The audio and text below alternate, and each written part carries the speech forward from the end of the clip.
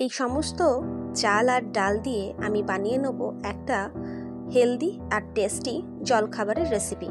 এখানে আছে যে চালের ভাত খান সেই চাল দেবেন 1 কাপ, বিউলির ডাল, মুগ ডাল আর রয়েছে ছোলার ডাল, সব কিন্তু হাফ কাপ। চাল 1 কাপ, বাকি সব হাফ কাপ। ঝালের জন্য কাঁচা লঙ্কা, সামান্য আদা আর দিয়ে দিচ্ছি 1 আটি রসুন পুরোটাই। এরপর ভালো করে একটা স্মুথ পেস্ট বানিয়ে নিতে হবে। এই যেমন আমি বানিয়েছি, টেক্সচারটা দেখিয়ে দিয়েছি, সেই মতোই বানিয়ে নেবেন। যে কাপের 1 কাপ চাল দিয়েছেন সেই কাপেরই 1 কাপ দিয়ে দিলাম সুজি। ভালো করে ফেটিয়ে নেব। এই দেখুন এই রকম মিক্স হবে। এরপর অ্যাড করব এর মধ্যে স্বাদ মতো নুন, চিনি, গোটা জিরে, কালো জিরে আর সামান্য হলুদ। যদি সঙ্গে সঙ্গে বানাচ্ছেন এইভাবে তাহলে কিন্তু নুনটা তখনই অ্যাড করে দেবেন, অন্যথা নুনটা পরে অ্যাড করবেন, যেমন আমি করব।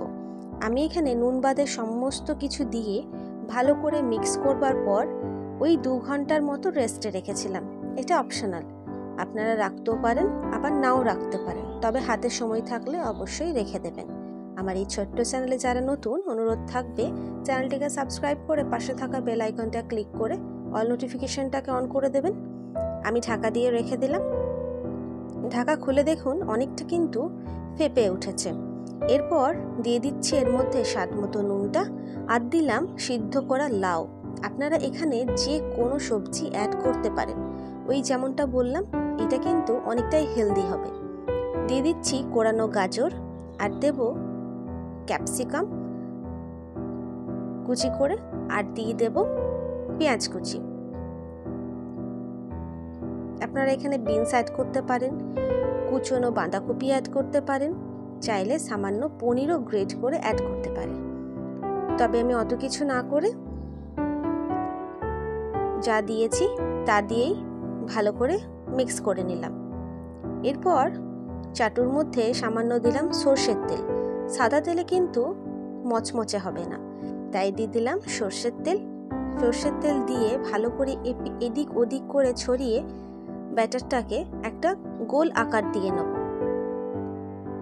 গোল আকার দেওয়ার পর, যেহেতু আমরা কাঁচা সবজি ব্যবহার করেছি, ক্যাপসিকাম, গাজর, এই সব পেঁয়াজ, এই সব কিছু বা ডাল চাল এগুলো তো কাঁচাই ছিল, জলে ভেজানো ছিল ঠিকই, তবে এটাকে আমি ঢাকা দিয়ে রেখে দেব ওই 2 থেকে 3 মিনিটের জন্য লো ফ্লেমে, যেন ভালো করে সিদ্ধ হয়ে যায় সব কিছু।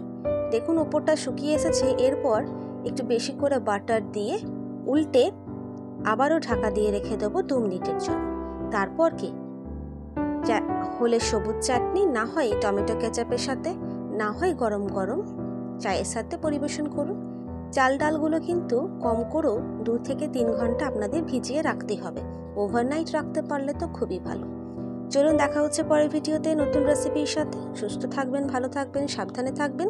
আর আমার রেসিপিটা কেমন লেগেছে অতি অবশ্যই আমাকে জানাবেন।